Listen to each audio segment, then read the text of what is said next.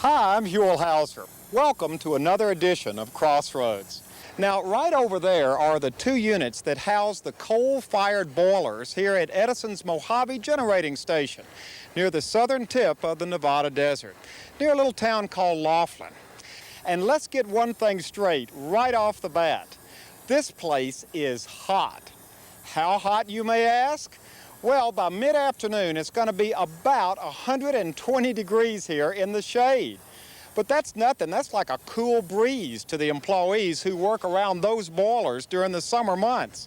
And our adventure today is going to be to meet one of those employees and find out about what has to be one of the hottest jobs in the entire company.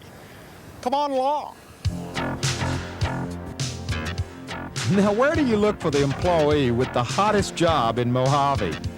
Working right next to the boiler. Meet James Thompson. James watched Mojave being built as a youth, and today he works as a utility maintenance person. I met up with James on top of the superstructure, where the mid-afternoon heat is overwhelming. Now, how hot is it around here right now where we are? Just right now? Regular air temperature.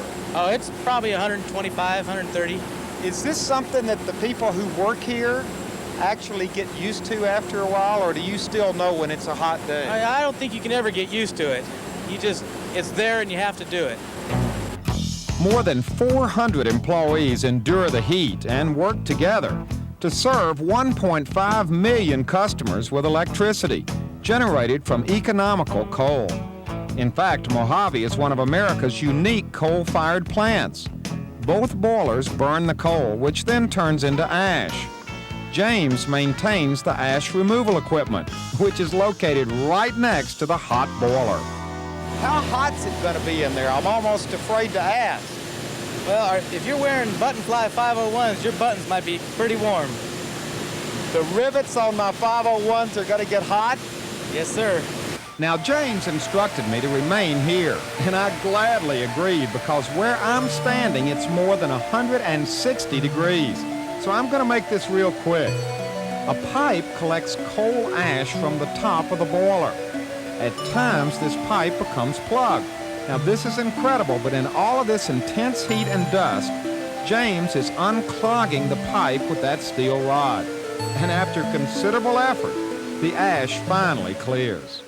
James, you have a hot and a dusty job. Why do you stay with it?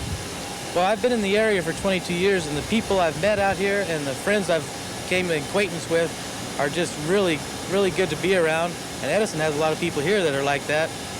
And it's nice to be with them, to work with them, and it provides me with a steady income for my family and I. Well, James, here we are at the bottom of the boiler. I don't think it gets much hotter than this. No, it gets, the water coming out of the bottom of the boiler here, it gets about 158 or better, because there's like 200 foot of boiler above this, and all the ash that settles to the bottom is what we take care of. What we do is when it gets clogged up, we'll take rods and stick it in the little door right here and try to break up that ash. So What's that called? It's called poking bottom ash. Now, poking bottom ash may sound funny, but believe me, it's nothing to laugh at because this is a hot and intense job.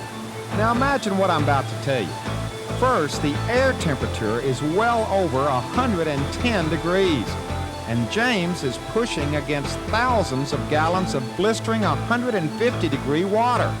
Don't worry, James is well protected by the special rubber suit he's wearing, but his assistant, Becky Rasmussen, stands by with a fire hose and continuously sprays cool water onto him. And you know what? The people working together, like James and Becky and all the other employees I met, really do reflect Mojave's true team spirit. I'd like to thank everybody here at Mojave for their hospitality. It may be hot out here, but the warmth goes along just great with the warmth of everybody's personality. This is indeed a very important part of the Edison family. Until next time, I'm Huell Howser for Crossroads.